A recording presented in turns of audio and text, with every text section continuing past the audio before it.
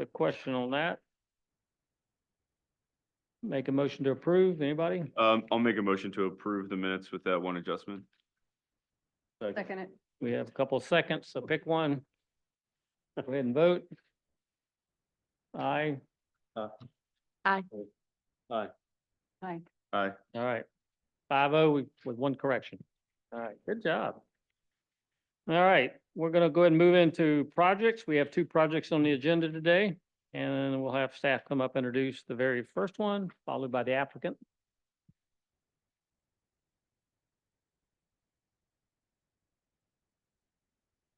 Good afternoon, Chairman, members of the board. I'll be presenting the first project, 811 Congress Street. So I guess we'll just hop right in. So the applicant is Mr. Larry Holman. The site address is 811 Congress Street, and this is for a conceptual approval, not a final approval, of a new construction, two-story duplex. We've kind of gone back and forth on whether this is a proper duplex. There's kind of items in it that strongly suggest that's a duplex, but some of the interior layout kind of suggests it more as a single family. So we can also let the applicant clarify that. But for our purposes, we have been treating this as a duplex. So with that being said, the zoning district is the T4HN Historic Neighborhood District. It's in the Old Commons neighborhood. It's in an X flood zone with elevations of approximately 16 to 18 feet. No trees are affected by the request. Some of the adjacent zoning, it's yes. So here we've got the zoning and aerial map. So as you can see on the north, it's 1107 West Street, non-contributing circa 1920s house. The south is 812 Congress Street, which is that dilapidated kind of duplex as well on the corner there. You have 807 Congress Street to the east, and then 1102 West Street. All these, they're a mix of contributing and non-contributing, mostly one-story single-family residential properties. All zone T4HN, except for on the west side, it's T4N zoning district. And so just going into the background a little bit, so again, the applicant is requesting conceptual approval. 811 Congress Street is on the northeast corner of Congress and West Street. The site is currently vacant after a 2014, after a demolition was approved in 2014 of the previous 1950s non-contributing one-story frame dwelling. The applicant has been to 4 HTRC meetings, so we've gone back and forth on this project quite a bit, working with the applicant, making sure that we have something that we can present to y'all that is good. The first HTRC meeting was in May 1st of 2024. Second one was July 24th of 2024. After that, there was a lull. The third meeting was earlier this year, May 28th, with the final one being August 6th. And so I've got here on the next slide just the Beaufort County Historic Sites survey of the previously demolished house. So as you can see, it's a single-story dwelling. Some of the information on the site's a bit hard to see on this presentation, so I've kind of written it out here on the slide. So the date of construction is 1950, single-story structure, the lateral gable roof. Notes said that was rebuilt or added porch with a wing to the west. Again, it was a non-contributing structure. That survey photo was taken in 1997, and the street view picture there to the right was from 2022, about a year before demolition actually occurred in 2023. So the next slides I'll go through are just some street views of the pre-existing structure before it was demolished, just to kind of give a reference of the immediate surrounding and what the buildings around it were. So we'll just kind of go clockwise. North is, as you can see, the building right there. We have the street facing northeast. Some of the buildings, again, mostly single family. Here's the east view. There's the southeast view of that, of the duplex there on the corner. Here's the south view. southwest view, the west view, northwest view. And so the following slides, there are a handful of two-story structures in the immediate area. So these next slides will just kind of show what those structures are and their proximity to 811 Congress Street. So the first one is 1108 West Street, just north of 811 Congress Street. You can see on the map location right there, it's the circled in green property. And circled in yellow is 811 Congress Street. Next slide is 1005 West Street, just south of 811 Congress Street, also a two-story structure. And then finally, we have 1108 Charles Street, which is about a block off, a block in between 811 Congress, and it's also a two-story structure. So going into the actual new construction, here we have the site plan of the building. So again, as stated, it's a two-story. There is a two-car garage as well on the north end of the property facing West Street. Are the elevations, the south and east elevations. Got the north and west elevations on screen.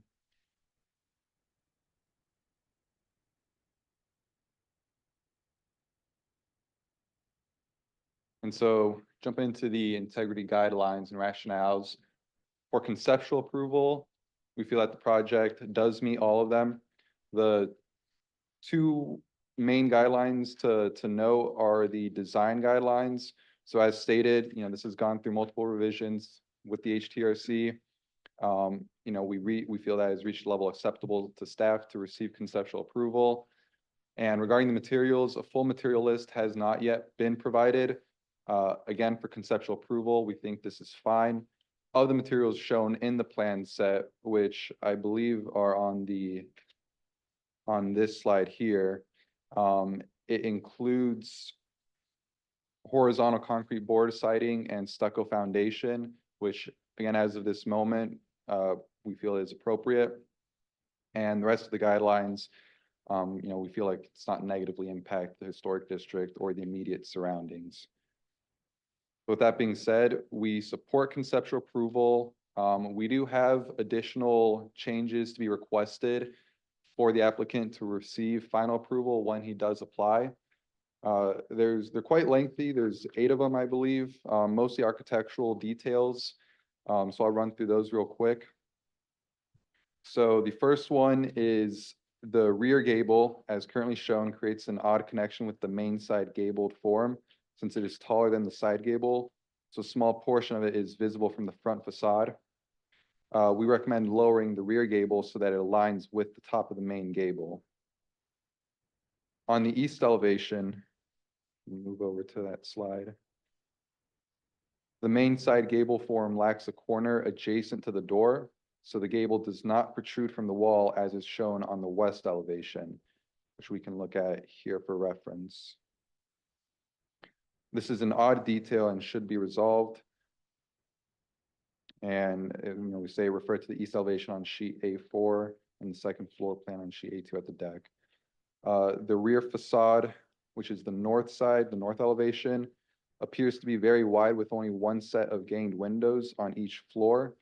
Staff believes more windows may be added to this facade based on the current interior configuration or with slight modifications to the interior configuration. Staff also recommends reducing the width of the front gabled portion on the north facade. Staff also recommends spacing the windows on the west elevation in the kitchen further apart. They appear to crowd each other. Staff would be supportive of reducing the width of these windows. There are currently no windows proposed on the east elevation, as shown. Staff believes the applicant should add fenestration to break up the blank expanses of the wall. Regarding the garage, the applicant needs to provide more drawings for the garage. Right now, all we have is this little west elevation diagram of the garage itself.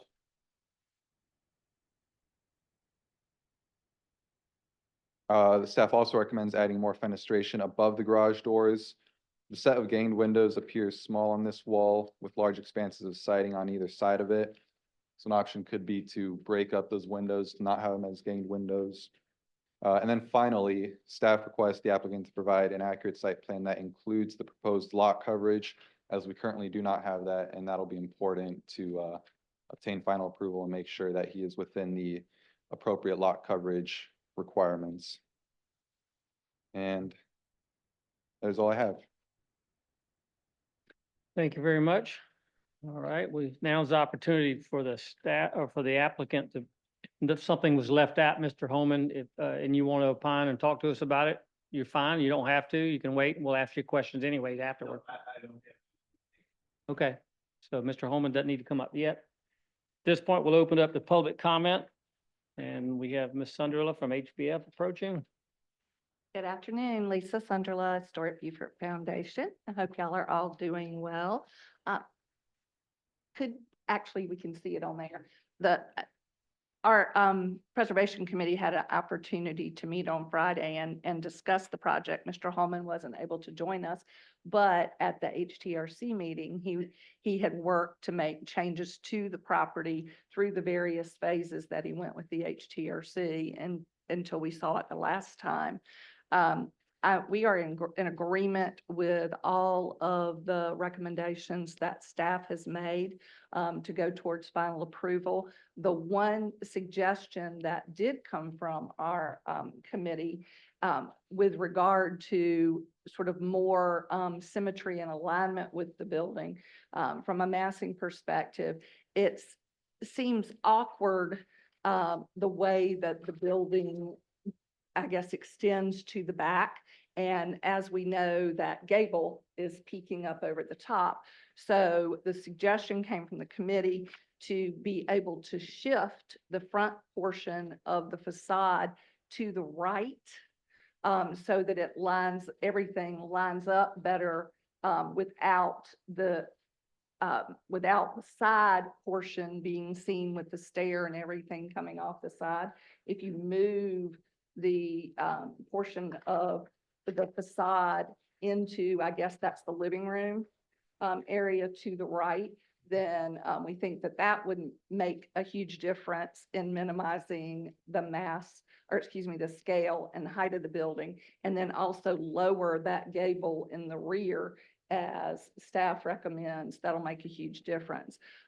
It is a large building. It is on a corner lot, and we all recognize that corner lots have an opportunity to have more presence within the district. But the critical pieces, and I thank Nick for putting in those photographs of the surrounding properties, because what that shows us is the character of that neighborhood has always been small scaled structures, low structures, 1 story, 1.5 story.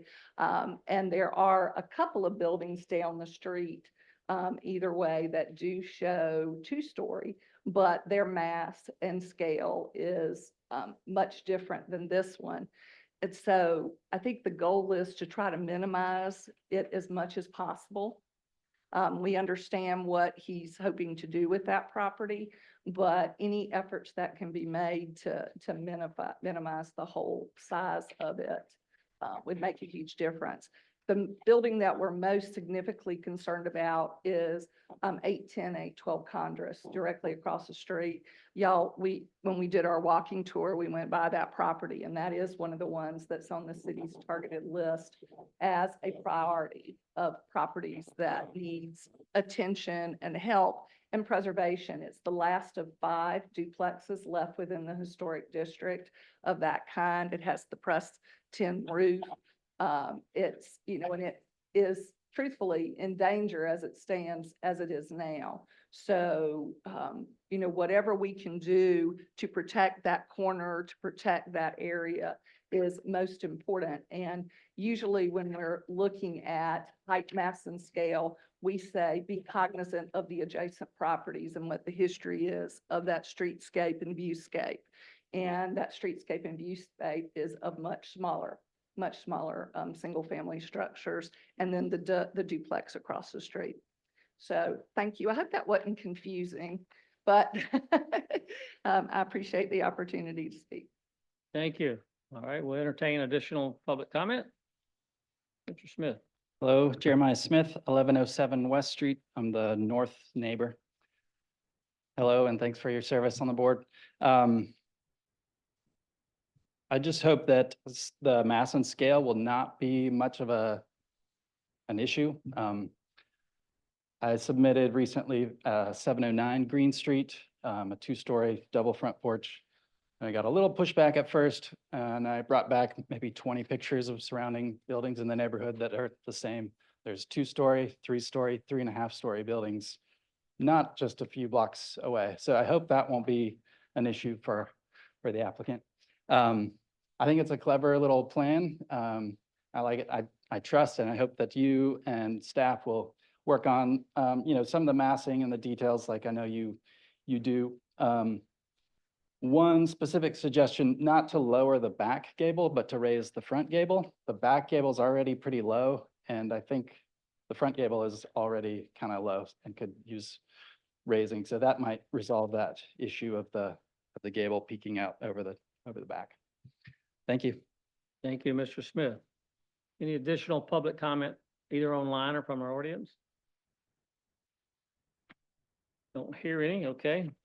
We'll close the public comment period and bring it up to the board for review. And remember, this is conceptual and the staff presented their case of issues that might be addressed. But before this can actually come back, it's going to have a lot more meat on it, right? It's going to have some questions answered. And there were some good comments made by public and staff. So who wants to start? Who wants to dig in?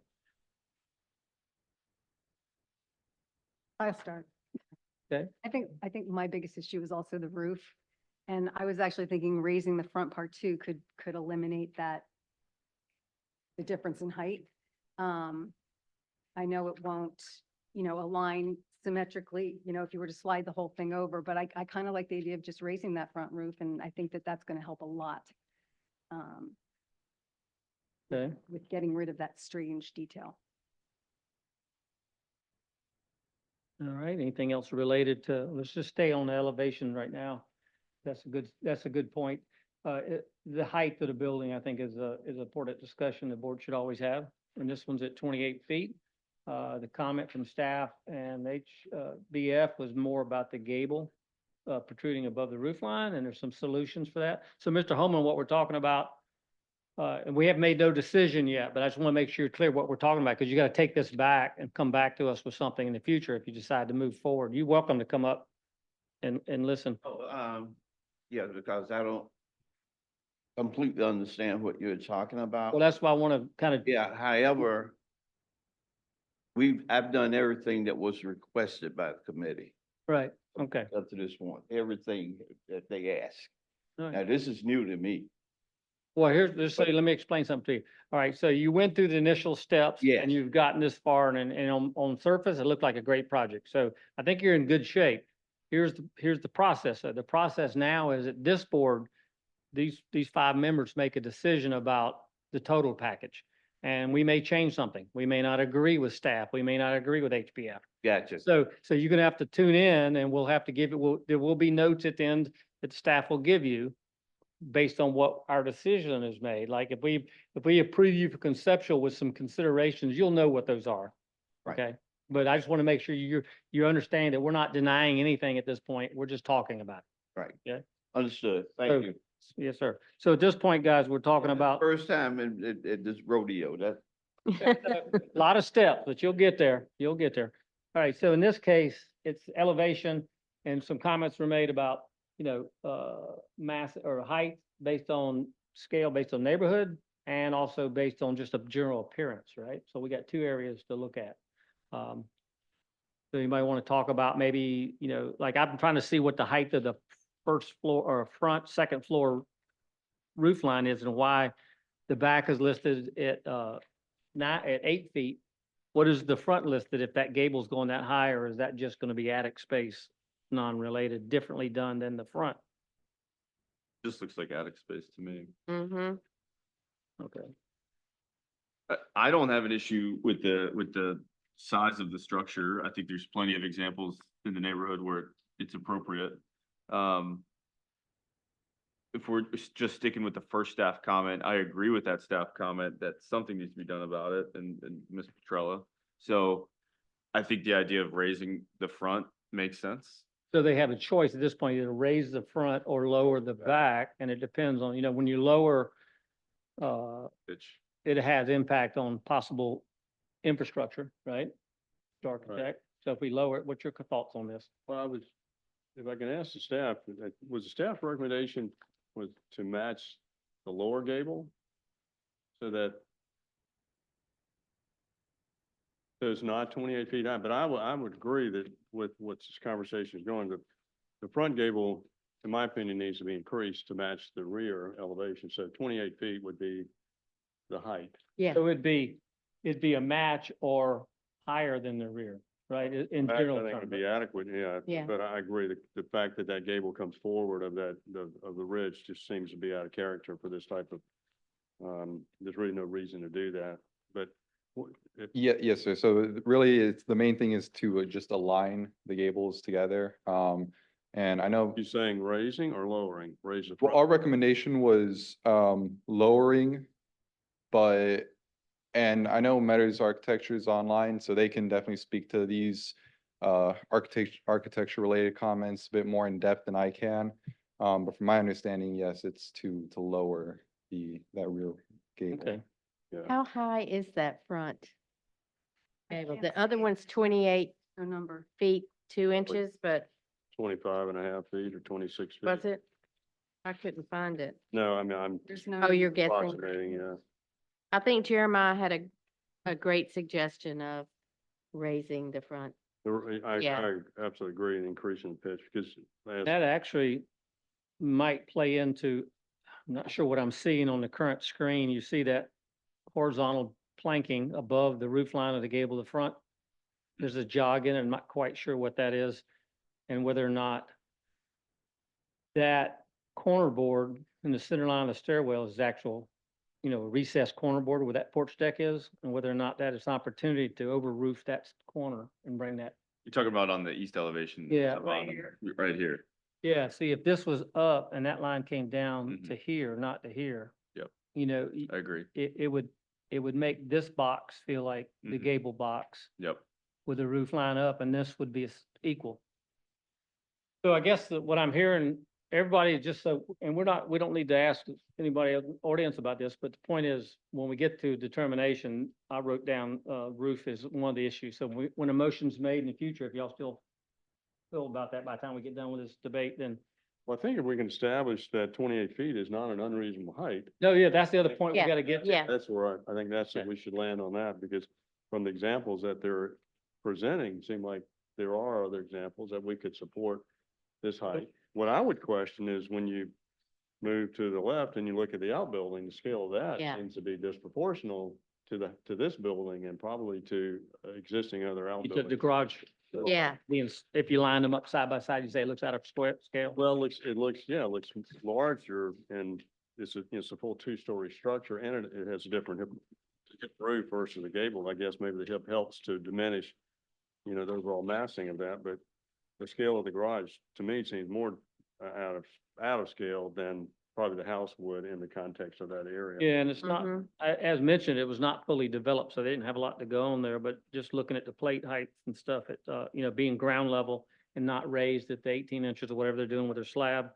I think it's 18, and then, that's one difference of the top plate height, and then in the interior height looked like it'd be a standard 8-foot ceiling height. In a gable, a different style roof, so So I think they ought to address that as much as anything, and because if you take the height of that existing roof, project it over, it's higher than the ridge Right. on the front elevation on the south. yeah, and I Yeah. think this is all due to illustrative concept, right? We don't have a set of plans. We have the beginning of a concept. But there was no mention of that, and while it's here, we need to respond to it because it is in front of us. Yeah, Whether we send them back and say, hey, when they develop the garage, we Okay. suggest the scale of the garage be less Yeah. or minimized. all right, Certainly my recommendation. all right, so I'm putting garage elevation as a concern in the Mhm. notes, right? that would tie into height. And I think you're right on the point though about establishing the height. Is it an issue or not? And I just want to state one thing, that the way the Milner guidelines that we utilize is our Bible up here, talks about new construction, infill construction as it relates to historic fabrics. You know, 1 story above is okay, right? So in average. So there are probably settings that might change that, but the reality is if you're supposed to use an example of historic standalone building adjacent to the property as a benchmark. That's the starting point of discussion. And then and actually it says 1 to 2 stories, but the reality is we seldom see a 2-story go beside another 2-story, for example. Yeah. 1 story would be appropriate. In this case, most of the homes there are 1 story. There are 2 in the neighborhood. The adjacent most historic house is a elevated 1 story with a fairly steep pitch roof. So it's already up there at significant height. I don't know what the height is, but I don't see it as a problem. Right. Okay. Anybody down here see it as a problem? All right, so I think we can be fair to establish that in the conceptual approval process, that the 28 feet is not a concern, okay?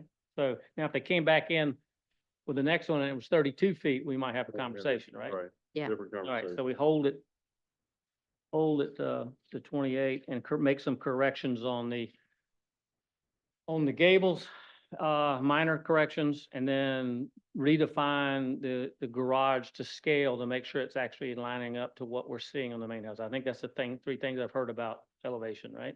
Right, and I think the other comments that's been addressed by the staff and even, HPF, I think are all reasonably, good points that they need to. Well, they spoke a lot about windows and there's always discussions about windows and, the massing's important. I was a little bit, questionable about that eastern, facade being devoid of windows. And we break that up, we bring that up all the time. Now, one of the things that happens though is that,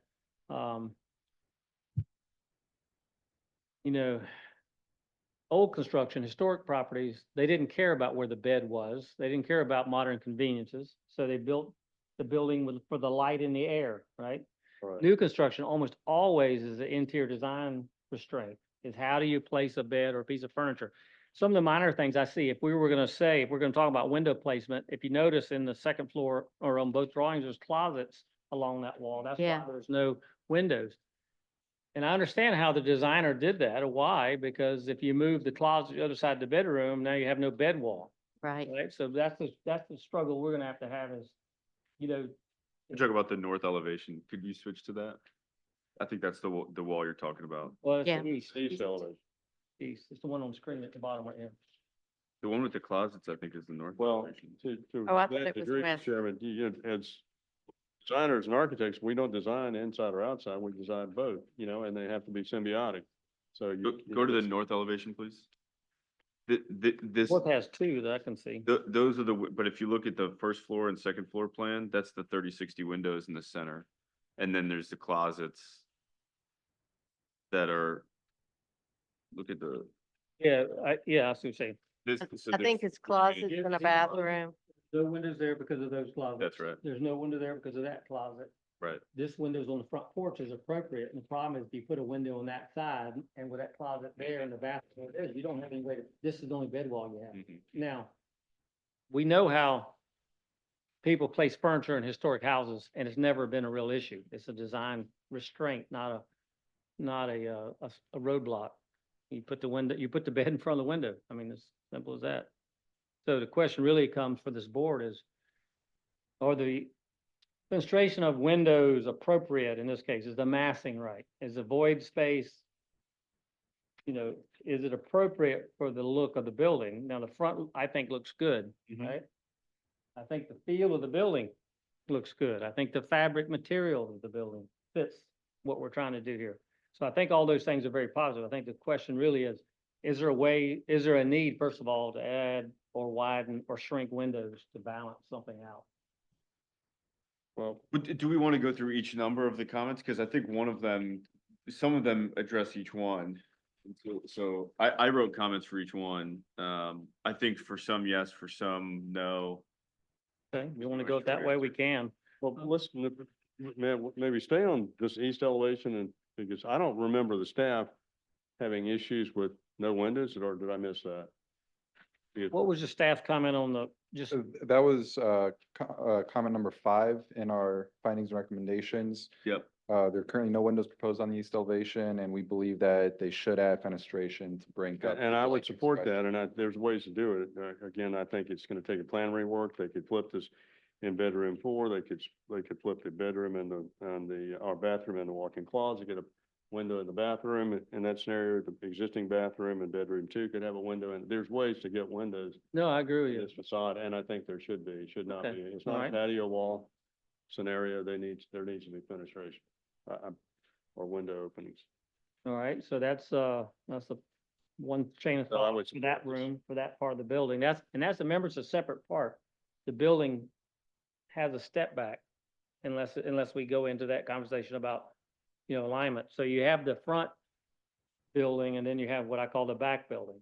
So the back building is the next question, but the front building is the one where you could put a bathroom window in there if you flip the bathroom, right? Right. And if you really wanted to balance it, you could put in another window. Yeah. Bathroom window is typically not a floor to ceiling window, No, it like, should be higher. Right. so you might be able to do that though across.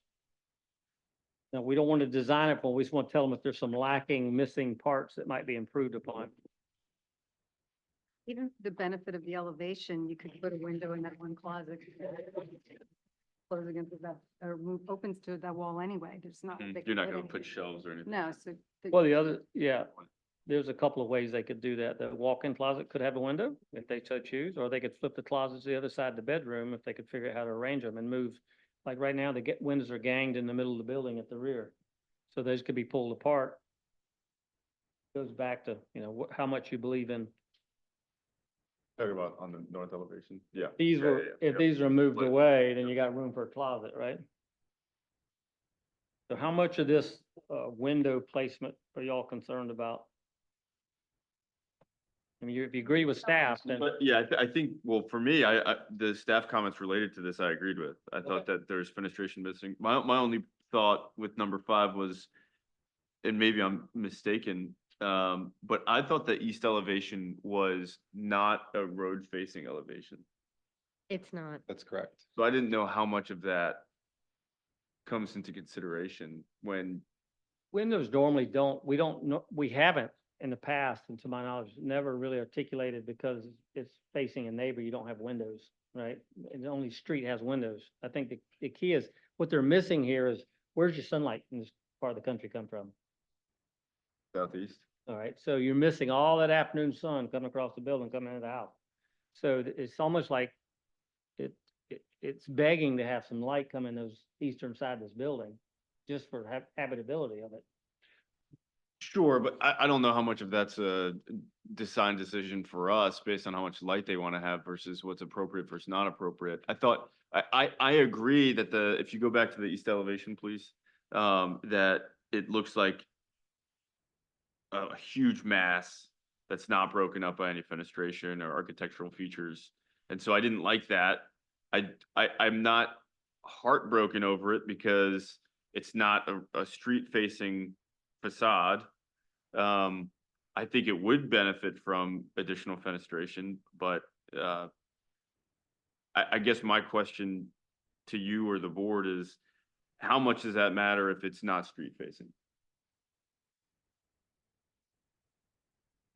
Answer that.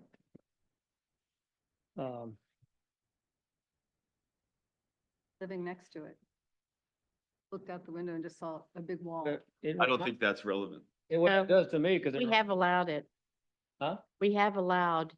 Yeah, but one you gotta remember, story. if you go, this is not the track home neighborhood of out off I-95, right? These ain't boxes side by side by side by side where we need privacy looking. What we need is a rhythm and feel of the natural landmark district, even with new construction. I would modify what I would say. I would say that, given that this is for conceptual approval, I would give, on that line item, I'd give conceptual approval with it as it is, and then ask them to restudy that side. Well, that's where we're See, probably right, going. Exactly. Everything we're doing here, first of all, I don't see anything, just for the board, I don't see anything here that's gonna stop conceptual Agreed, approval agreed. at this point. What I see is some tweaks need to be made, but we need to be very clear what they are, so we don't have this continuous cycle of, you told me I could do it, now you said I gotta do something else. Yep. right? This is a situation where we want the answer today, best we can get, so if they come back in with a good project, we can approve it on next round, possibly. Okay, so windows, I think is something we need to agree with the staff on and move on with it, right? Mm-hmm. So there's some tweaking there. The one thing I saw in here that is not covered, and we may have to ask Mr. Holman or maybe staff, know, there's a fireplace listed in the living room, but there's no indication of a fireplace on the elevations Right. and or the second floor. So, obviously it wouldn't come up through the bedroom. Mr. Holman, is there a fireplace supposed to be in this building? Gas fireplace. Oh, a static one on the first floor only, right, in the living room? No penetration of ventless ventless system? Is it there's no stack, I guess. No stack. Okay, It's a, what do you call Ventless. the gas fireplace where you don't, vented or unvented? Unvented. so unvented would be it, but it's ambiance. Is it for heat or just ambiance? No, it's the heat. Okay. So it's a furnace. It does not have a chimney. You don't have to have a chimney. Okay. Well, that's why I was asking, because sometimes, like on a blank facade like this, just a simple, it's not simple because it's costly, but the act of adding a fireplace up the side of the building changes dramatically the feel of the structure. So if you had a fireplace built on the end of that gable, it would look like a different building. But we're not asking you to do that, or I'm not asking you, I'm just saying, I wanted to clarify for myself what it was. Right. Okay. All right, so, So I think we're in agreement with number one, except that we leave it to the applicant to raise or lower, mm, raise the front or lower the back. We're all good with the height.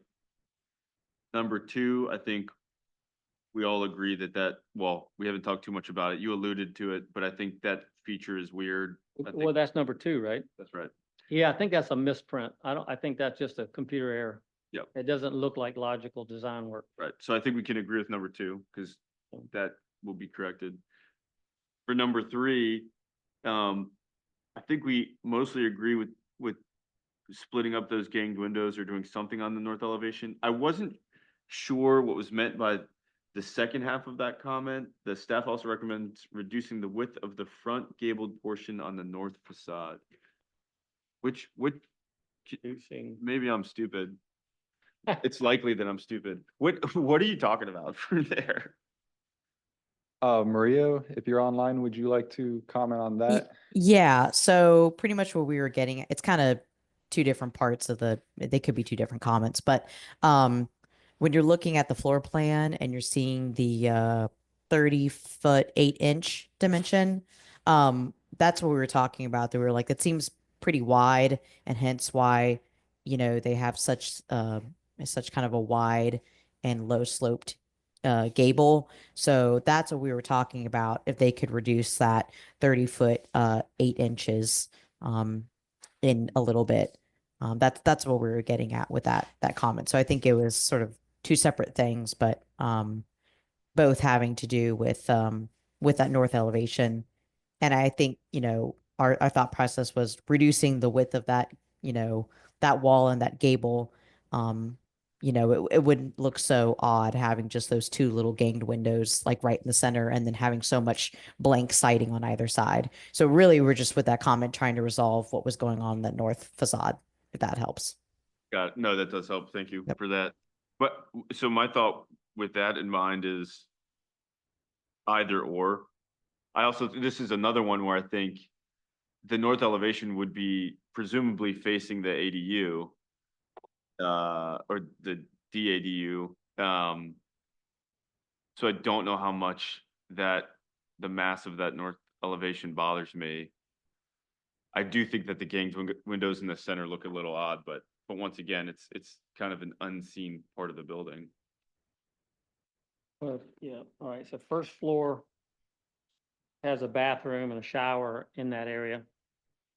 The second floor, and the other side has the bedroom, right? Where the windows are all in the bedroom in the corner. Yeah, you could put a bathroom or a window in the water closet. Yeah, but I'm trying to think symmetry at that point. How do you balance it? If you do one there, the same dimension off the left corner board and the right corner board would put it in the middle of the bed wall. Right, so you're trying to balance it, but it seemed like in this case, if I would design it to be 2 windows in the bedroom and one in the small one in the bathroom, and Sure. that would open it up, but it changes everything. So really you'd just be saying add windows, but I think there's some some work needs to be done in windows in general, right? And that's in comment. Which one, 5? Closets could flip. There's Well, lots of- so the reason I said that, the reason I bring up the fact that the north elevation and the east elevation are unseen sides of the building is because if we think it's less important for those facades, then that would reduce the amount of rework and we could accept the fenestration as it is. Or we could say, if you can add a little bit, great, but we're not gonna die on that hill when they submit a final. So that's why I'm making that comment as it relates to the fenestration and those sides in particular.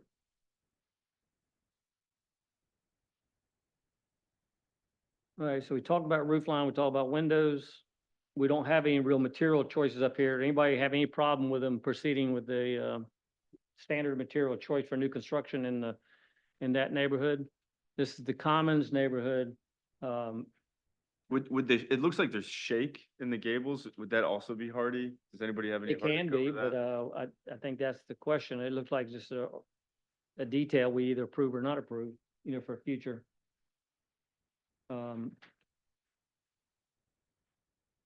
Yeah, I'm a little, my question would be, why are we doing a hip on the garage and a Yeah, gable on the other buildings? It would be only mixed. It's not unheard of, but, I'm Mr. Architect, what do you think of hips versus combination? Well, I brought that up earlier. I think that's, unless they're trying to diminish the overall scale by using a hip roof, to me, a gable would be more consistent.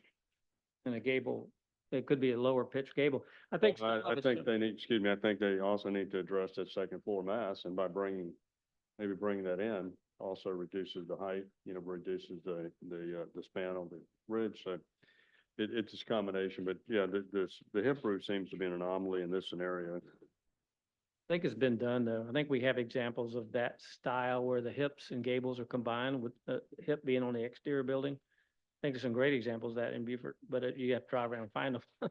So. Yeah. So I don't know if that's a showstopper for me, having the two roof styles, but, it's on the drawing. We need to opine on it, make sure we're okay with it. I don't hear any complaints other than concern a little bit. I think let's go back to the width of the staff did comment about the width of the north elevation. north elevation, and that's what they're speaking to, is that width. Now, any decrease in that has a huge impact on the interior design, right? So either your bathroom gets smaller, or your bedroom gets smaller, or your walk-in closet gets smaller. But something's got to give if you were to stay on that track. Yeah, Come on, reducing the width of the 30-foot 8 dimension. yep, Well, what I would suggest is I would take the walk-in closet, shift it off that corner a foot, and then put a shed roof over the two walk-in closets. And then you're gonna reduce your gable, your span by at least 6 feet, so. So I Yeah. see, yeah. talk about the closets on the second floor. Well, yeah, just take that. Yeah, we're designing for them, but Also be moved to another wall.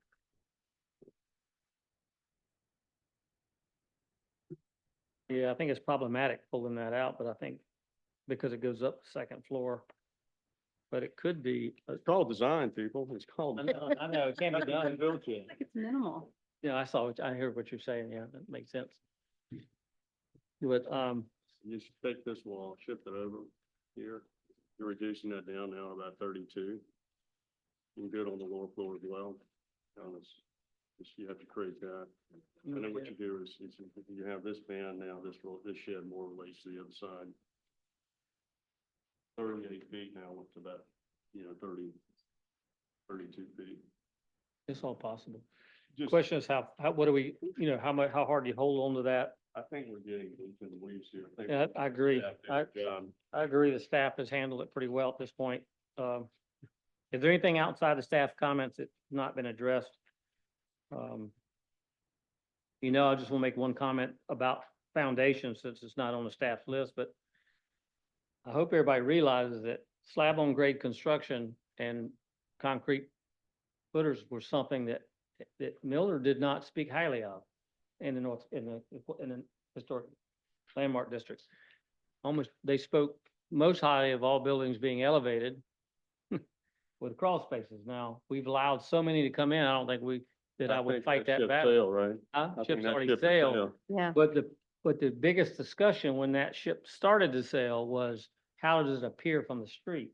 So in this case, they're asking for a stucco finish, and if that's a, you know, a masonry stucco finish, that'd be appropriate consideration. There was one, at least one applicant came through that they made them put maybe more than that, brick bump outs and recessed panels in the design of the footer so that it appeared as if it was up on piers with the foundation. Now, it's got two steps shown in the drawing. We've got three risers, right? So, so that's 21 inches. So this thing's less than 2 feet off the ground. But Yeah. that's the 2 feet of open masonry you're gonna see under a building that reads as an elevated building. Does anybody have any concern about that, or vegetation, let vegetation deal with it? I think we've already seen too many examples that we've let go. I Yeah. don't know how we, Well, that's the highest dirt in Beaufort. Just, I mean, what's irony is we see low areas where it's more appropriate to raise the building, and we see high areas where people raise the building for no reason. Now, all of a sudden, you're complaining about the height of the building. So we're only talking about, probably 18 inches would be the max yeah, concern. I don't think it's. I don't think it's worth the debate, right? Assume they're gonna have some landscaping, but you know, I'll leave that one alone. So it looked like staff got it covered pretty well. I didn't have everything else. I would, the one thing I would ask that you consider when you're moving towards final is how you're, like, especially in that east elevation, there's gonna be a ton of rain coming off that roof onto those stairs.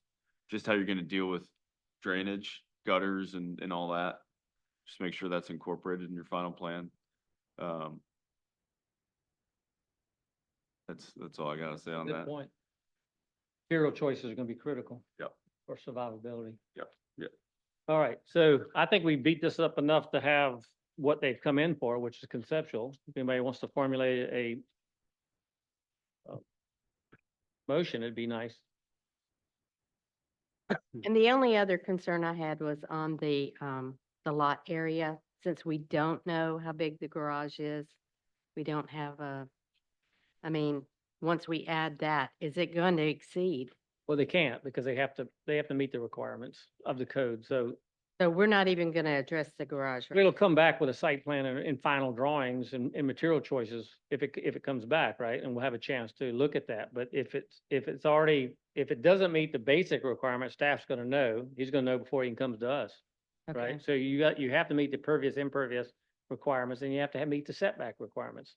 So that's something we don't really dictate.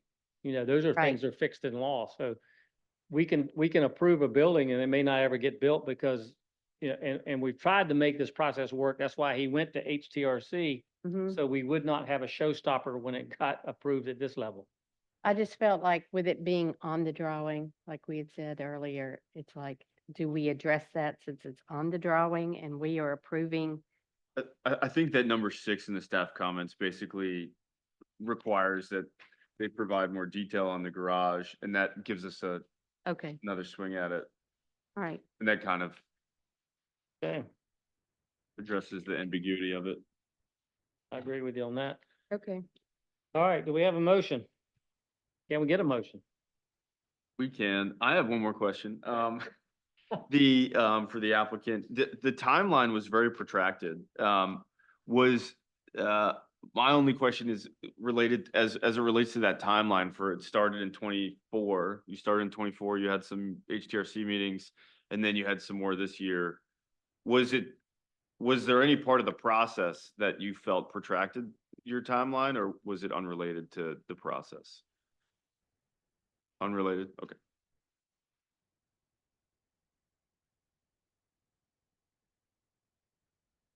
I've decided, a mid-years resolution that I'm not gonna do motions unless there's 10 minutes of silence.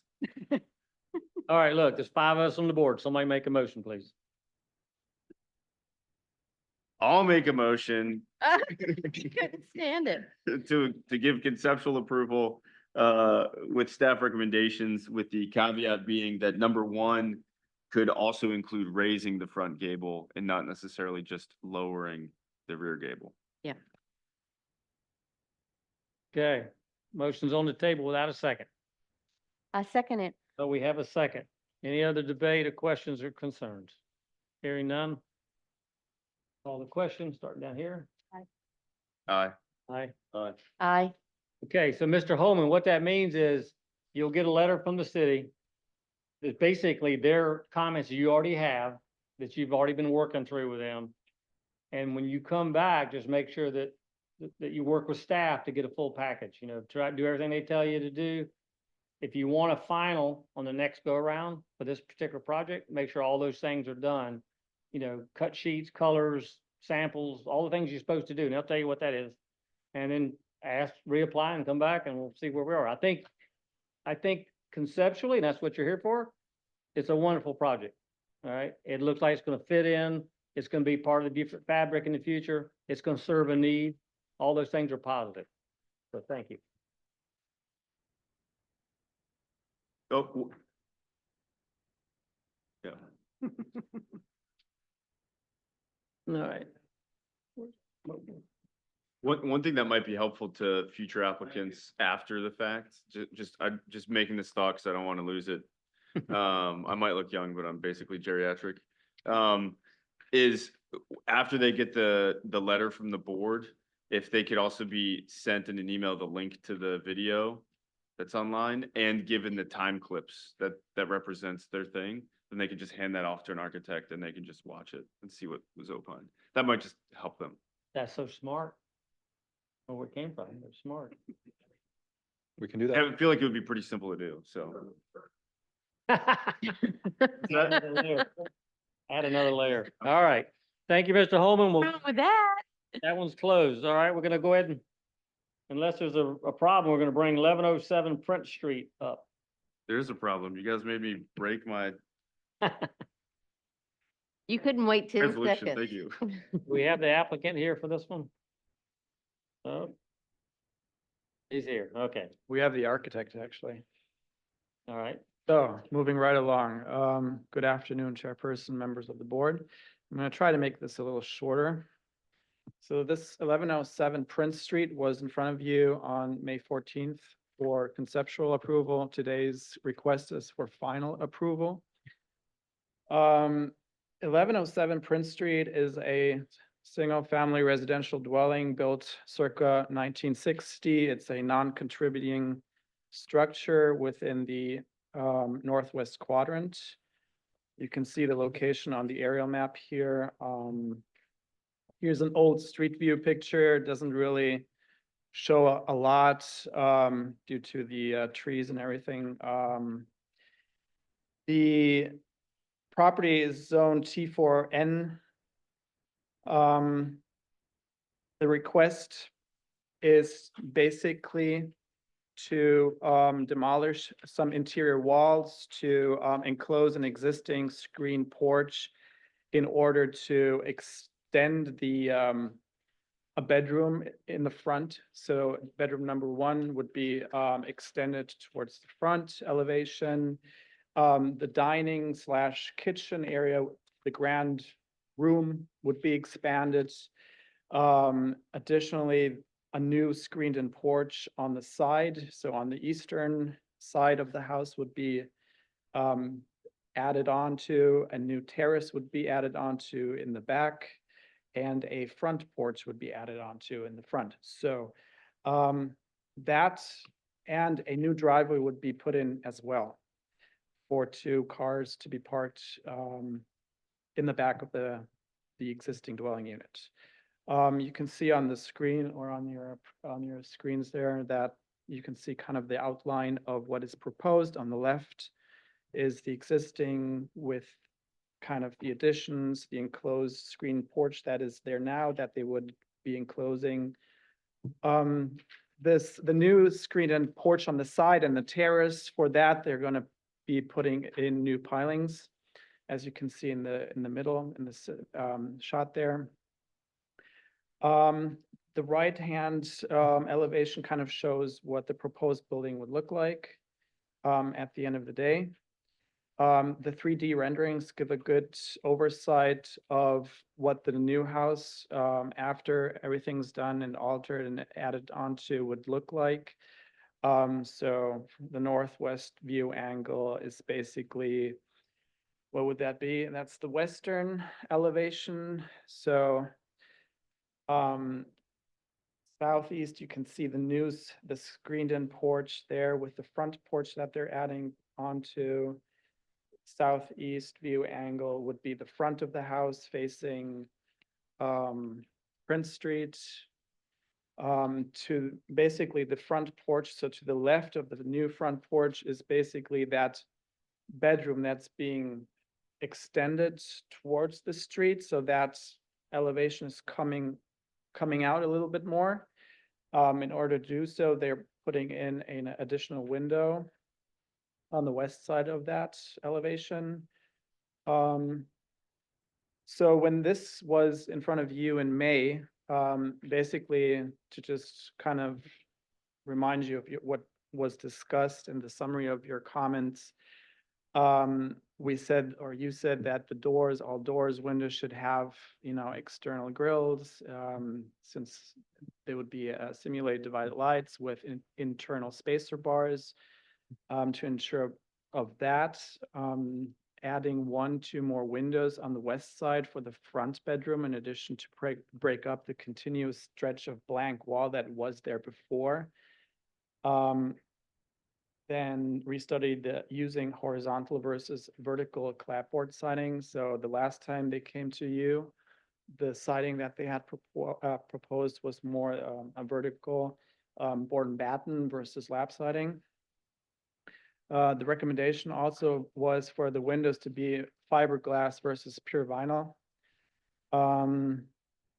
Consider a gable return for the front addition, and to exclude for now any discussions of an accessory dwelling unit that was within the plans at the last time when it was on a conceptual stage, which they have done. So just to kind of compare what was brought in front of you the last time versus what the plans entail now. So the west elevation, looking at the west elevation, which is basically, that kind of includes that front bedroom, the extension of the front bedroom on the right-hand side of the west elevation. The last time you can see, they had basically 5 windows. So DH1 windows would be the bigger kind of the windows. The DH2 would be the smaller kind of the windows. They did take your recommendations and placed another one of those DH1 windows. So now they have 4 of those versus 2 of the smaller windows, which kind of breaks up that blank expanse of the wall there. So they've done that. Looking at the north, so the new terrace, basically, the windows, the doors are pretty much the same. Dimensions have changed a little bit, like the first back door is, with the width is 3 feet, 3 and 2.5 feet. Now it used to be 3 3/4, and so it's a little different from the dimensions, but not overall, the amount of windows and doors is the same.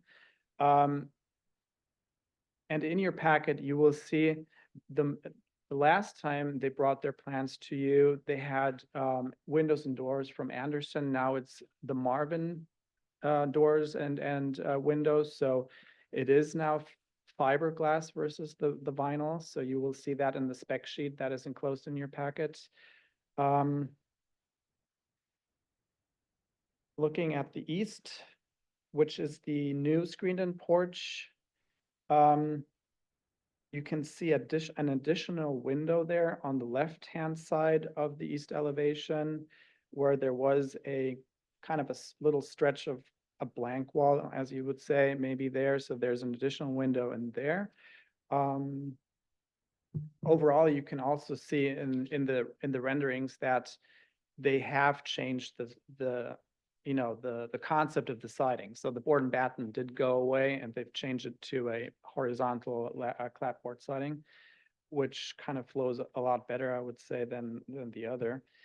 The south, the front door is made of sapelli wood, which is part of the spec sheet as well.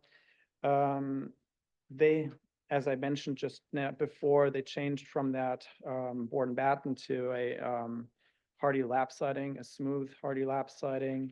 And they have also added that box eave return. If you look at the eaves, looking like towards the left of the front porch, you can see the returns that are now included, which were not before. So that they did take to heart. So looking at the color schemes, the light fixtures, the roof that they are proposing to do is a standing sea metal roof colored to be solar white. Trims are white dove color. Windows and exterior doors are a black.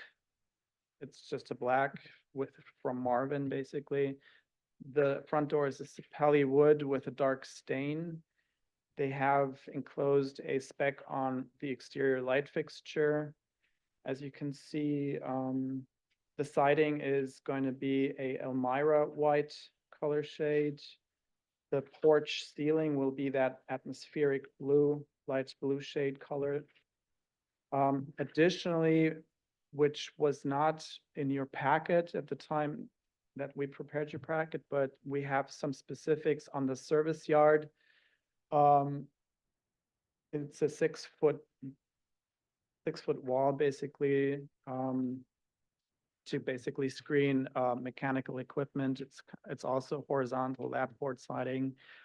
And we have two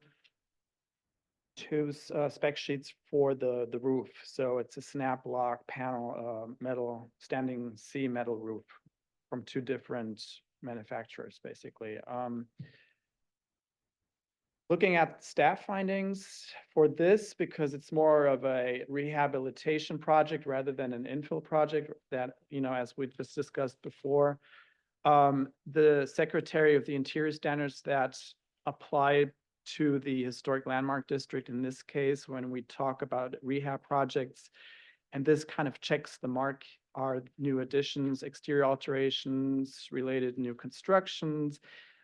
The way it is proposed with all the changes now, definitely will not destroy the historic materials, the features, the spatial relationships that we have there between the specific structure and the neighborhood around it. So it does protect the integrity of the district as a whole. What also checks off, as was previously discussed and has been implemented, is the change of the cladding material from the board and batten to the lap siding.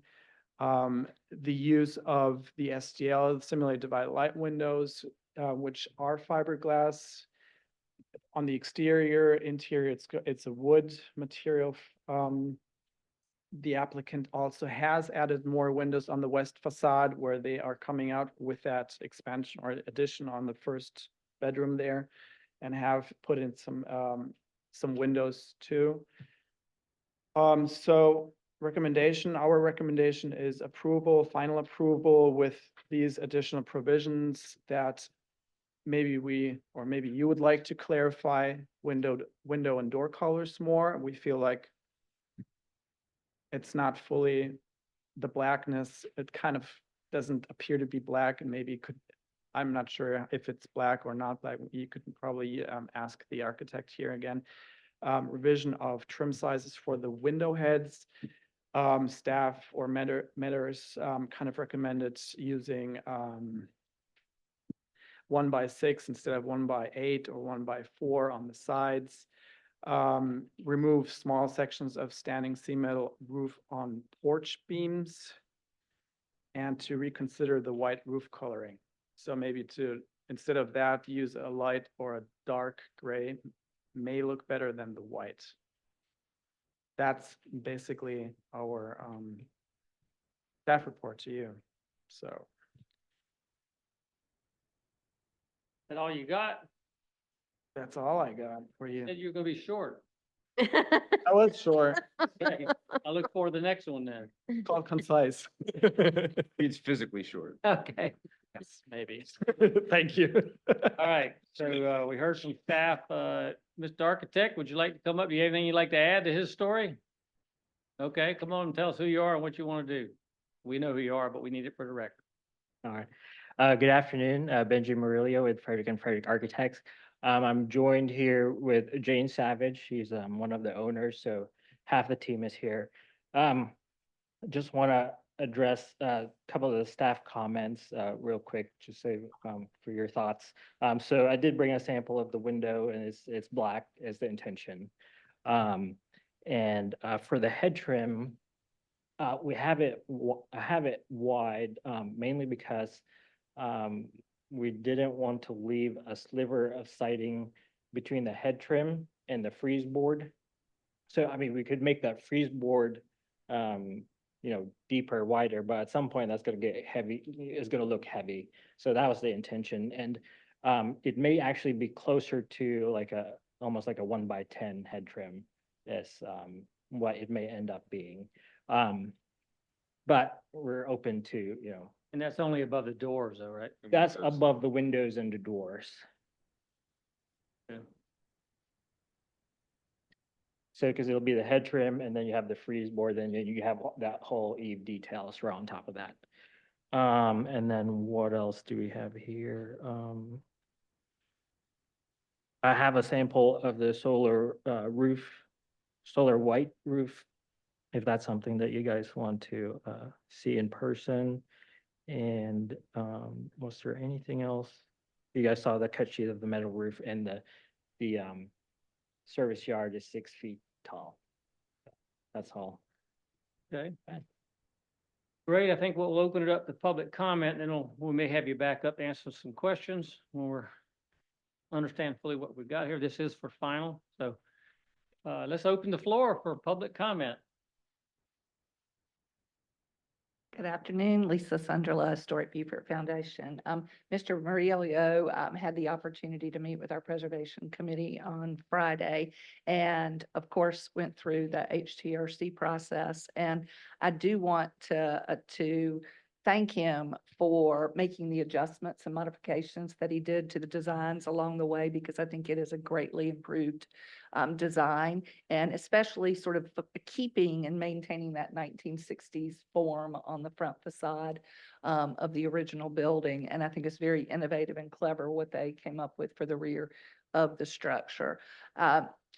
Don't, really have an opinion with regard to whether it's black or dark green.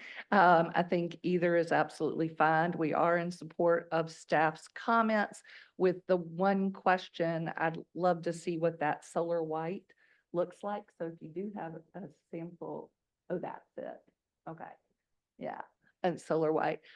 It wasn't, it wasn't a concern with us. It's just something different that we have not seen within the district at this time. So I think, we'd probably be more comfortable with a light gray, or a darker color, since they are doing the black trim around the windows and such. So other than that, we are in support of this project, and we're excited to see it happen. And we appreciate the efforts that the architect and owners have made. Thank you very much. Thank you, Ms. Sunderland. Anyone else from the public like to comment? Mr. Chair, not necessarily the public, but I do believe this is the applicant on Zoom with their hand Okay, raised. would you like to opine on this? I just wanted to correct the record around the date of origin of the home. We believe it's the late 1940s. Our property records indicate it's around 1947. All of the historic review comments have claimed it's 1960, but we don't believe that's accurate. Okay, so it's just, that's the survey form you're referencing from the Windsor survey done on contributing, non-contributing structures, listed a date in the 40s, in the reality, or in the 60s. In reality, it might be 20 years earlier. Okay.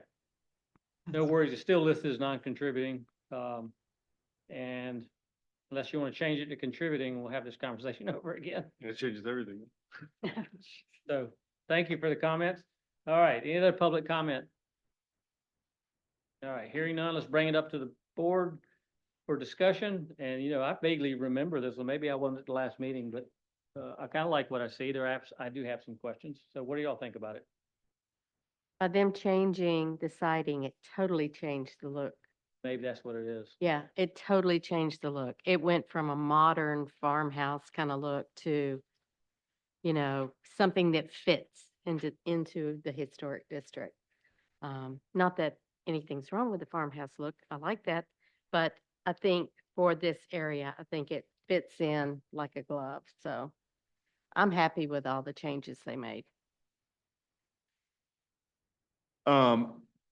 The gable returns, that was good, or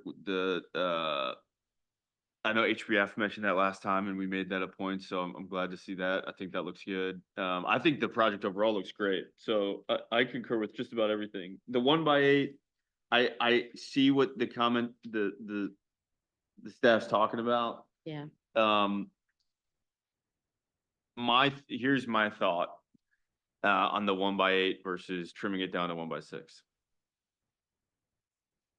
Would I put the 1x8 on my house? Probably not. Do I think that it's for me to dictate that they shouldn't? No. I think that if they want to put a 1x8 and that works for the design, I think it's fine. So I don't have any heartache over that one, and I would not make number 2 of the staff comments something that I would include. So that's not something I would have heartache over. I did have a couple questions. The decking is all TimberTech. That's what's specified. And then you call for AZEK for the sill on some of the windows. But then you don't call for AZEK on the apron and other parts of the trim for the windows. And then I don't know what you're using for the columns. They just look like 8x8 hollow cores. What some of the other trim details, my question is, if you're going with TimberTech, there's no rails, it's not high enough to need rails, fine. But you got TimberTech plastic deck boards, fine, great product. You have AZEK in some places for your trim around windows, and then you have Hardy in other places. So like you have a Hardy header, but then you have an AZEK sill. I don't know what you have for the apron and for the side casings. And then your front steps were wood. They're specified as wood in page A10 detail 2. The stairs call for wood with a picture frame detail, but then it goes up to a TimberTech deck. Was that please, was that intentional, or would you do TimberTech for all of it? And then one more question related to that. I know I'm throwing a lot at you. Your deck boards seem to just be going straight towards the edge, but they're all TimberTech. Yeah. Would you picture frame Yes, the we can deck as picture, well? we can picture frame that. Okay. So it's just the deck that's TimberTech. The AZEK brand TimberTech Yep. line. And then the sill would be that AZEK PVC profile, basically. Yeah. historic sill. But everything else, all the trim, columns, stair, risers, skirt board, all the frieze, eaves would be the true exterior, Boreal true exterior, which is kind of like a cementitious, almost like Hardy, except when you cut it, it doesn't fall apart. Right, like Yeah. ply jam or something. Yeah, so that's the intention. I don't know about the other board members. I don't necessarily have any heartache about using AZEK. I think it's a great product, especially on a new construction build. My only question is when you're mixing the two, when you go from wood stairs to a TimberTech deck, or you have the AZEK sill, but then you switch to cementitious apron and side casing instead of just do the whole thing in AZEK. Yeah, and that could be something we could do. I think true exterior might actually have that same profile. I could check, but yeah. I just worry about it's gonna look different, even if you paint one and not the other. And then if you paint AZEK, now it becomes a maintenance issue. So not a hill I'm willing to die on, but those were some thoughts I had with some of those materials. I got a question. Anybody else got a question related to that? This kind of relates to trim. It sounded like the color scheme is, the trim around the window, dark window black in this case, with is that white trim? Yes, White or something. Is it same color as the siding of the house? no, the, I think the siding is like a Well, I mean, softer- here's where I'm going with that. Miller speaks about arresting colors and construction techniques to bring attention to themselves. We often don't see black windows put in, but if you put a black window in and put white trim on it and put a different house body color next to it, it's gonna stand out like a sore thumb. It's gonna radiate, look at me. I think we have to consider that before just saying, okay, because that's, you know, the body of the house gets even any darker, it even stands out more, right? So if you do a light, it says, emerald white, it looks like kind of a, on the screen, I don't know if that's the color, but how close to white is that when you're putting that next to a black window? it is it's a light white. It's not, so, I mean, y'all had, your client's listening, but you had discussion with them about that. Is that a purposeful intent, is to call attention to the windows specifically? yes, yeah. Okay, I mean, I gotta know because it's not something we normally see. We try to have everything kind of harmonious, balanced, not something, because you're putting a fairly modern window color in black. Now, we've seen bronze, I think we might have seen black before, but there's some considerations when you're using color. In this case, the window black won't probably hurt anything, but you know, black draws in the heat, which drives wood rot, which causes problem, but you got hardy plank. Any wood you put next to those windows is problematic with dark like that. Second piece of that is, you put a white roof on the house. Yeah, it's very contemporary, looks good, right? So that's kind of the most contemporary we do. Now, there's not a problem with white, but where the white is put is important. This lot is completely covered with mossy, shady oak trees and pieces and parts. I'm sure some of that'll be cleaned up. But you put a white roof on that house, it's gonna be ugly gray in a year. Okay, just saying. I don't know if you plan to clean the roof regularly, but you gotta be careful what you ask to get, because that's what you're gonna get in the end. If you have that over coverage you have now, you can't even see the existing house, right? Right, no, yeah, the picture is somewhat old, some of the trees, there's a different application where they did clear up some of that tree, so Well, it it's needed much it. I brighter. mean, the canopy need to be reduced and any so. specimens maintained, but I don't think there's a lot of specimens there, to be honest with you, from what I saw or remember driving by. But if you leave it shaded like it is and use these particular materials, there will be a long-term maintenance and a lot of bleaching going on to keep it the visual you're trying to achieve. So I'm a little bit concerned about the light next to the dark, next to the back body, but I'm not gonna make that a showstopper. What, Right. do you think that any of that would be softened if there is a lot of shade and canopy from trees, the contrast between the white and the Well, black? yeah, but Yeah, that's about not the shade. issue. I think yeah, obviously shade versus bright sun, but Right, right. you know, the trees we can't guarantee live forever. In fact, most of the water oaks and laurel oaks on any of the lots around town will be gone in 10 years. So it's a matter of what do you have now, you don't have in the future. So I don't trust landscaping to be a barrier, right? Plant more live oaks. Yeah, Plant more. I just concerned because that's what we do mostly is maintenance. And I'm like, I'm tired, you know, it's always, let's think about saving the trees, but it's also make sure the right materials are under those trees. So white roof.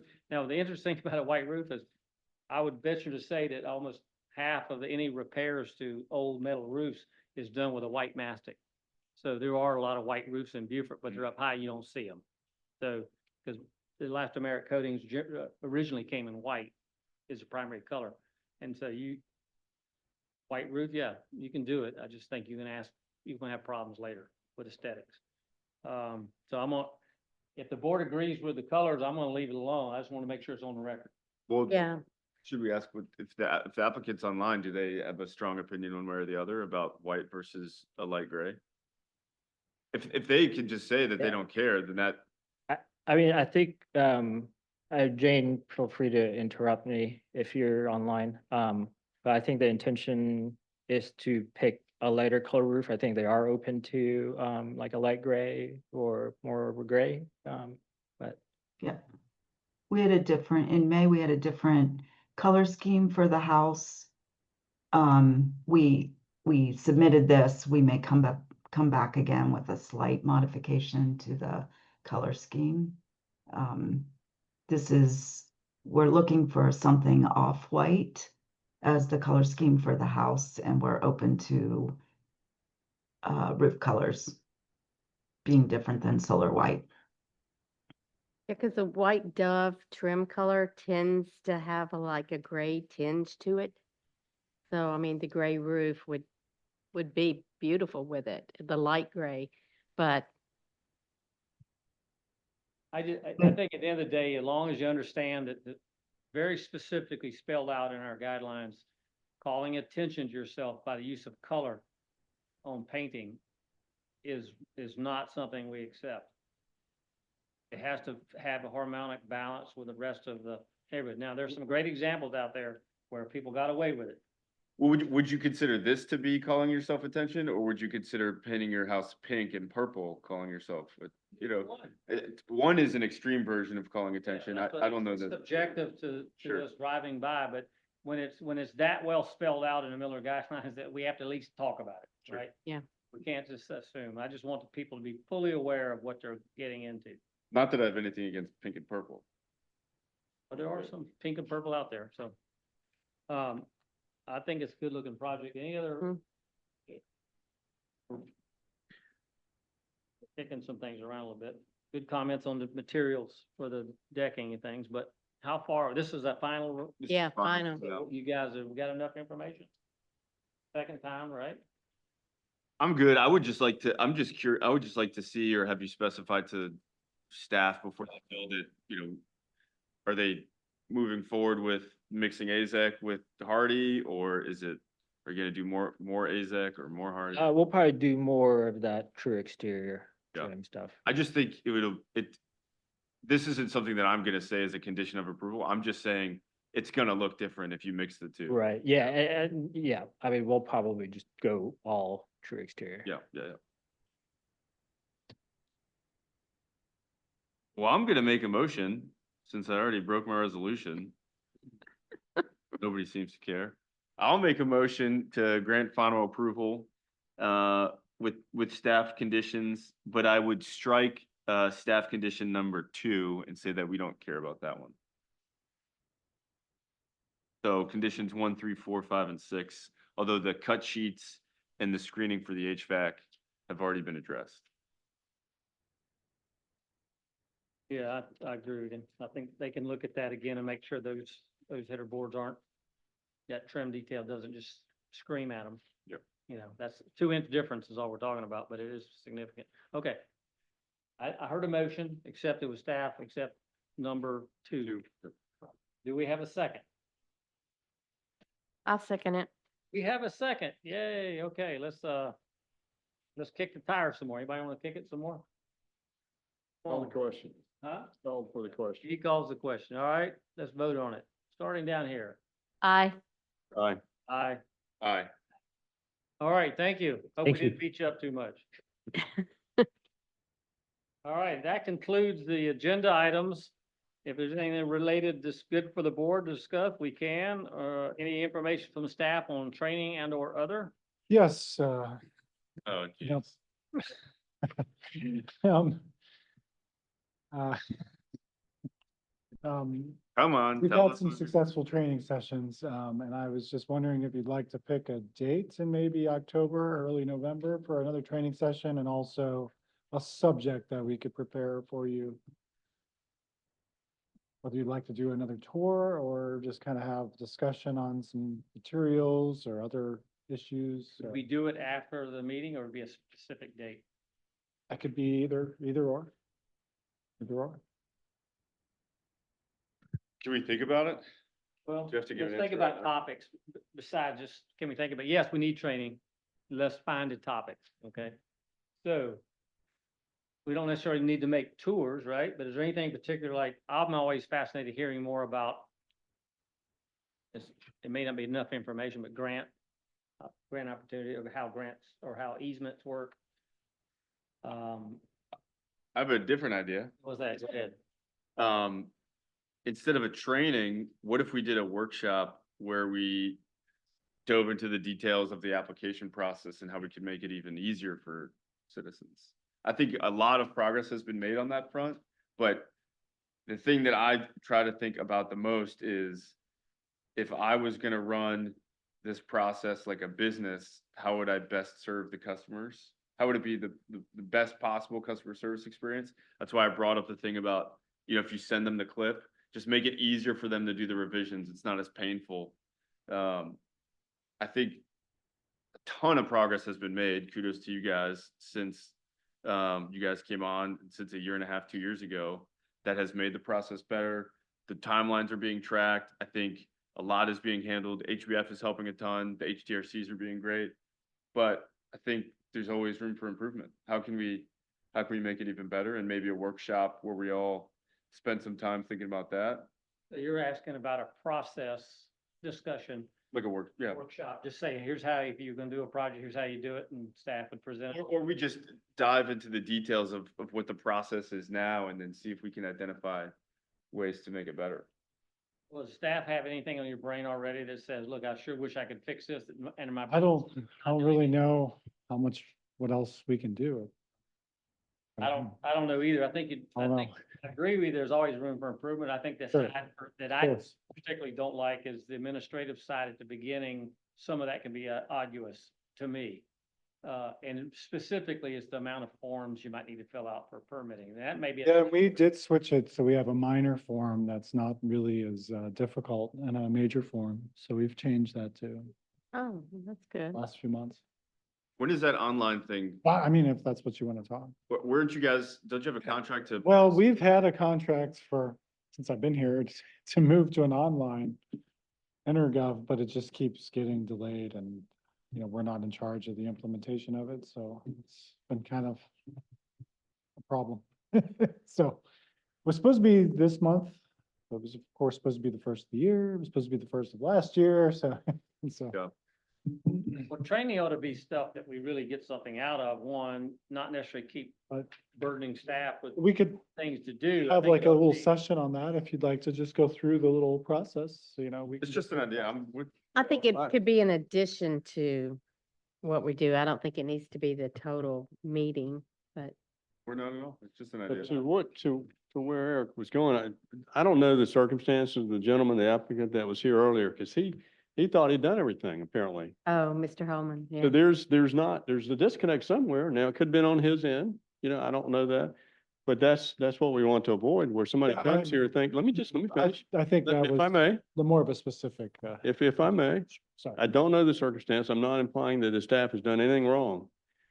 But there's a disconnect. If this gentleman as an applicant, our citizens here in town, he obviously sees a problem or something. I'd like to hear from some of the folks that have gone through this process and hear where they think the pitfalls are. Like, those of us that have gone, should we, whether it's a workshop or we just get some general feedback, those are the gaps I think we could fill. We don't want somebody standing here thinking that have done everything and they've been, gracious in trying to accommodate that. And here we are having a 45-minute discussion and possibly sending them back to the beginning. That's not a good process in my opinion. Yeah. I think, Lisa said that there's the TRC and then there's another HDF and then the HBF has, but who do these people have to attend all of these meetings? Or if they're not attending and there's things going on, are they aware of that? And at what point, or did they become aware of that? Those are how do we tighten all of that up if it needs to be tightened? I think in this case of Mr. Holman, we actually just moved we actually just put his application on the agenda, right? Because, yeah, you were. Mr. Holman was at the HTRC 4 times, and at the last HTRC, we told him, I think, you've improved your concept. You're ready to come to you all, to HRB. We always give him, or anybody, a summary of the meeting. We email a summary of the meeting. We outline the next steps that they need to take. So if you're ready for HRB, put in your HRB application with the specific revisions that were discussed at that level at the HTRC. Julie had actually also sent an email to him, trying to remind him, okay, please put your HRB application in and send us your final set of plans with the revisions that we talked about.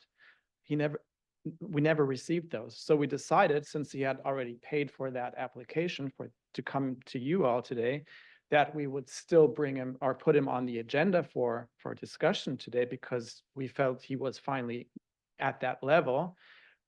But he never incorporated the actual discussion items from the last HTRC into his plan set. So it wasn't a final plan set. It was the same plans that he had shown us at the HTRC level. So Yeah, and that's on him to do that. I think the Exactly. problem is when they don't have a professional that's working on their behalf, he therein does, lies, and he I'm not does. advocating Yeah. hire an architect, but there ought to be some professional level that these people have, that we ought to impose that they bring or have representing them. So this process can move through much smoother, because if you have an applicant that does not have any clues, never done this before, Did they're he gonna know that- fumble and stumble around. They're buying something offline. It's, there ought to be something that bridges that gap, I think, because you had the architect here, on the second application, and he knows what to do, and he's done it, and it's, you see the apples and oranges between the two different applications and the processes.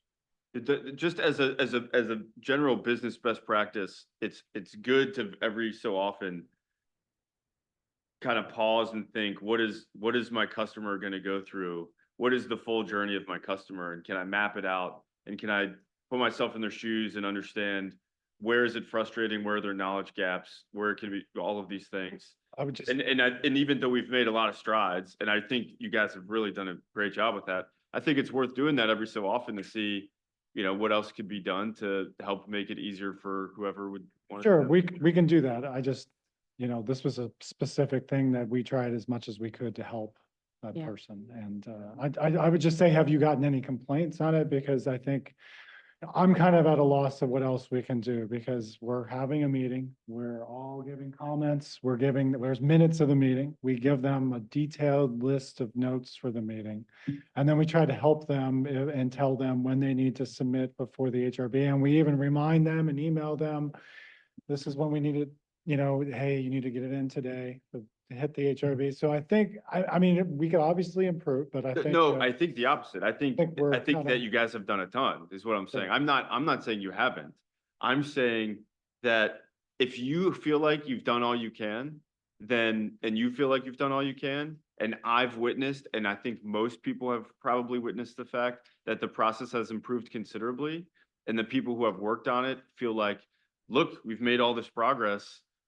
What else can be done? Then maybe getting 5 people with different opinions and different backgrounds in the same room to opine on it would give a fresh set of eyes. And maybe we would find nothing.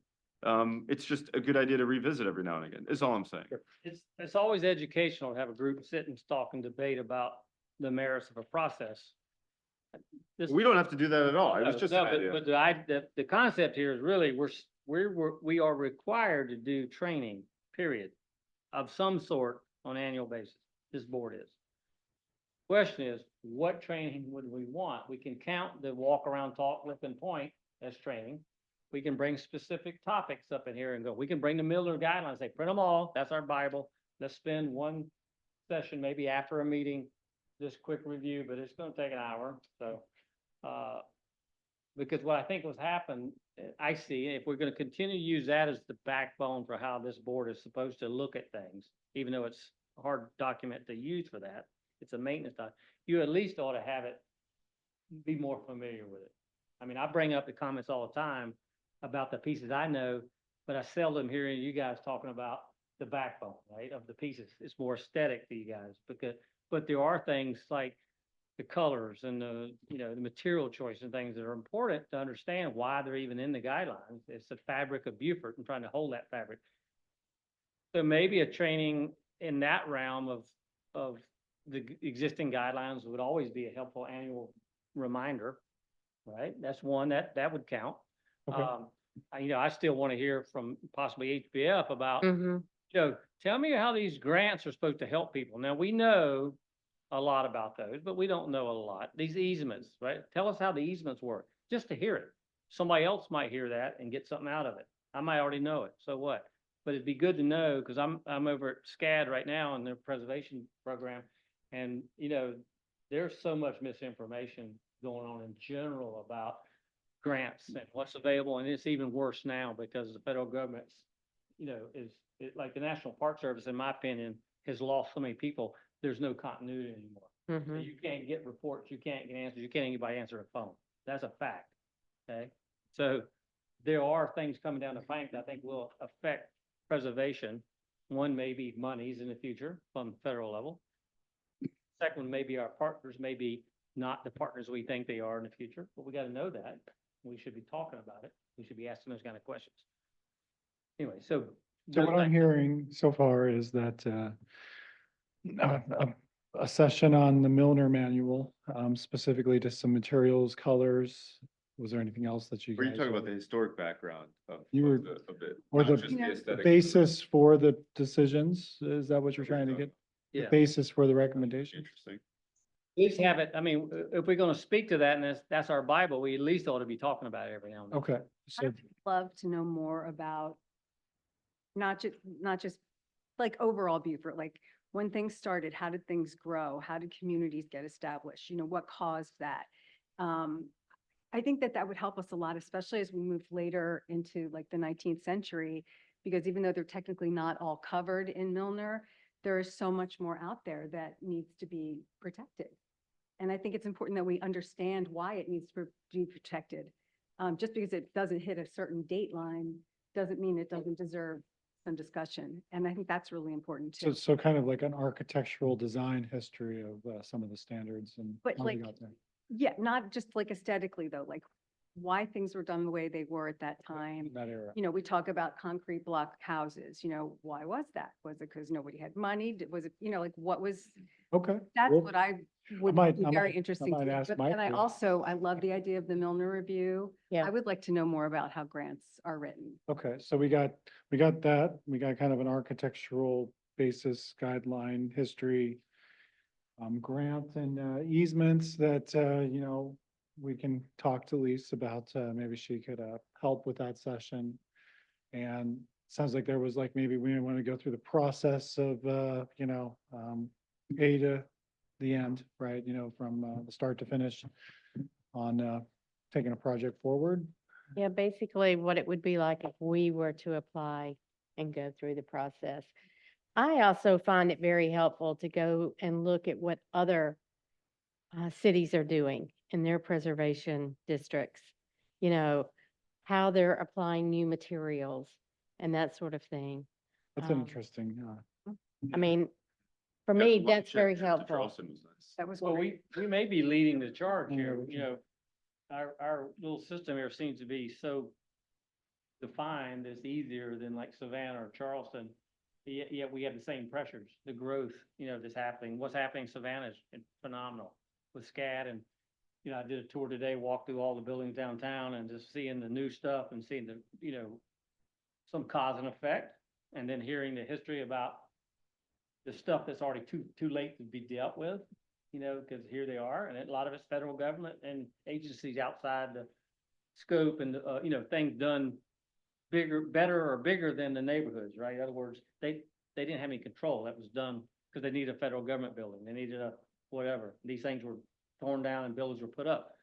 They've been successful, but, you know, we are facing some financial pressures, and we will continue as the economy goes up and down.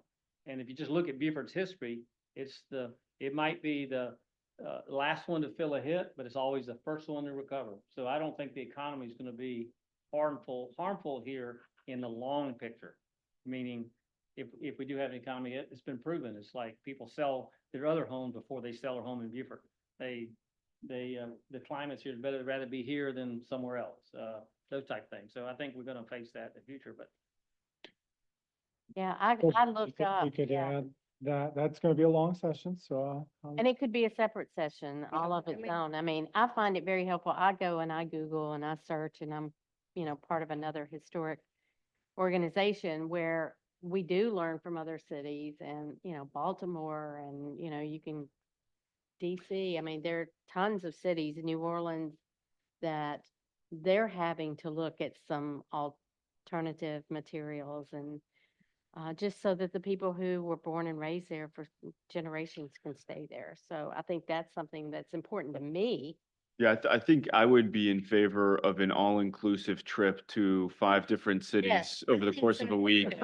With lodging and food. I'd be in favor of that as our annual training.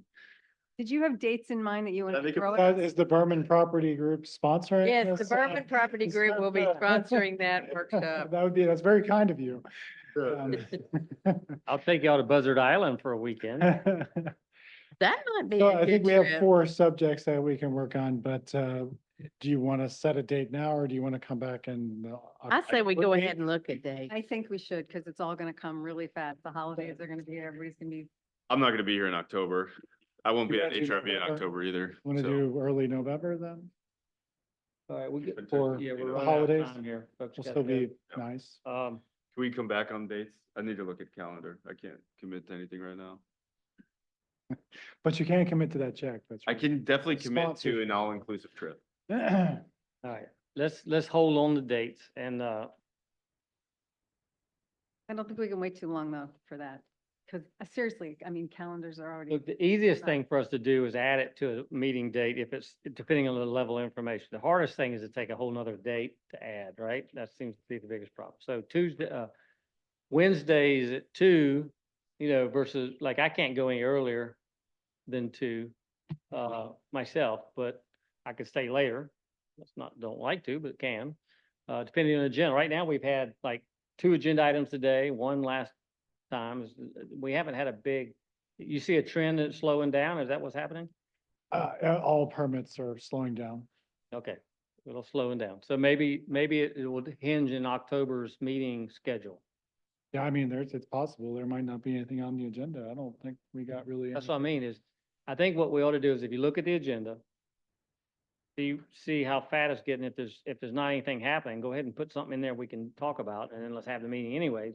You're not here, sorry about your luck, but at least we'll get it. Okay, so you want to do the training For that? for October? Yep, works for me.